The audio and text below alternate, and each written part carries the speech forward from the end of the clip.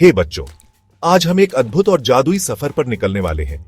कभी सोचा है कि टाइम क्या होता है, ये कैसे चलता है और हमें कैसे प्रभावित करता है?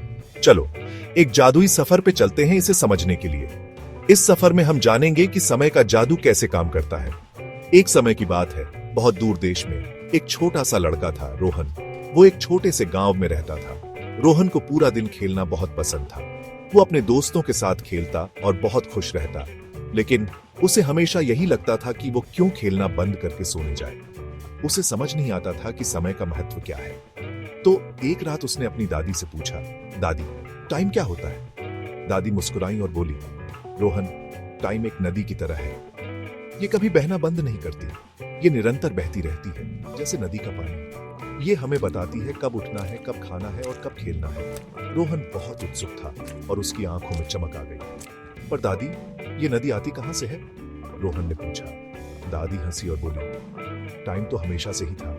ये जादू की तरह है जो हमेशा हमारे साथ रहता है। ये जादू की तरह है, हर पल में कुछ ना कुछ खास होता है। हर सुबह जब सूरज उगता है तो एक नया दिन होता है। ये हमें नए अवसर और नई खुशियां लाता है। और जब रात को तारे निकलते हैं तो सोने और सपने देखने का समय हो जाता है। रोहन ने सोचा, तारों और चमक से बनी एक नदी।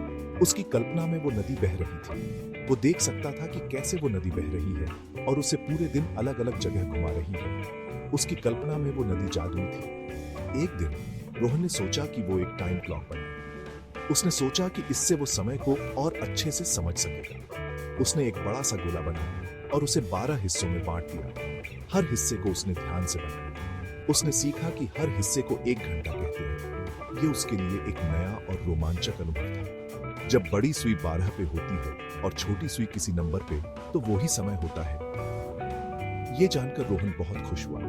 हर दिन रोहन अपनी घड़ी देखता था और समझता था कि कब खाने का समय है, कब खेलने का और कब सोने का। उसे समय का महत्व समझ में आने लगा। उसे ऐसा लगता था जैसे वो एक छोटा सा जादूगर है जो अपनी घड़ी से अपने दिन को कंट्रोल कर रहा है। ये उसके लिए एक अद्भुत अनुभव था। लेकिन रोहन ने एक बहुत जरूरी बात भी सीखी।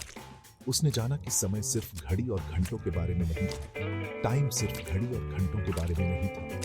ये उन पलों के बारे में था जो हमें खास बनाते हैं। ये उन पलों के बारे में था जैसे दोस्तों के साथ आइसक्रीम खाना, दादी की कहानियां सुनना और अपने कुत्ते के साथ खेलना। खास पलों के जैसे दोस्तों के साथ आइसक्रीम खाना, दादी की कहानियां सुनना और अपने कुत्ते के साथ खेलना।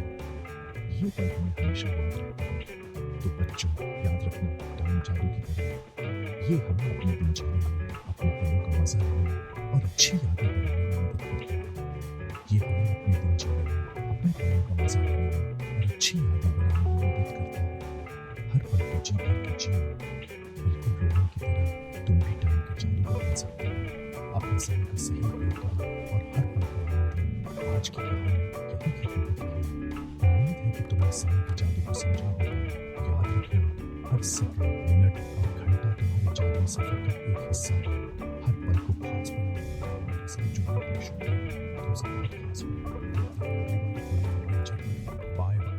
तब तक खुश रहो और समय